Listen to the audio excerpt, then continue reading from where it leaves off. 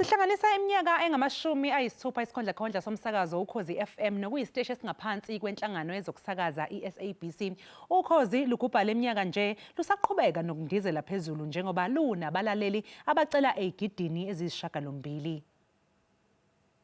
Kwakuwumhla zingama-23 kuZibandlela wango-1941 ngenkathi uthishanhloko uKing Edward Masinga enikela endlini zokusakaza eThekwini eyocela itoho.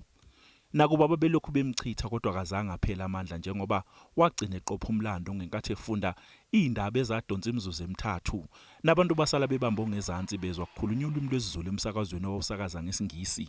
Ukusuka lapho banda abasakazi abamnyama njengoba kwagcina sekufika noHubert Sishi kanye nabanye abasakazi.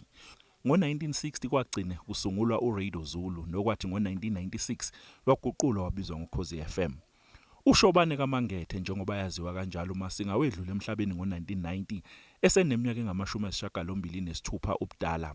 Kudala lesikhondlakhondla sasigabe ngeinhlelo ezidla ubhedu ezayifaka phakathi olwaluthi zakhala yincingo kanye noluthi ngidlalele nokuhlelo lwalishayelwa umuvo maphalala uMr Brown kanti phakathi kwabasakazi abanedumela kufaka phakathi ubongani Mchuno owayeteketiswa ngokuthi uKhansas eyibiza ngomfana waseMatimatolo, uJoshua Mlaba umfana waseNkwezela, uZamambo Mkhize, uWenzeli Sijula Mnisi, uLindiwe Ntuli, Mandla Malakwane iRadio encane, uBonga Igombi uBG, uLinda Sibiya uMr Magic, uBheki Cosmos Msane, uWinnie Mahlangu, Tithi Ngwenya, Net Gombi, uKhulkhet kanye nabanye.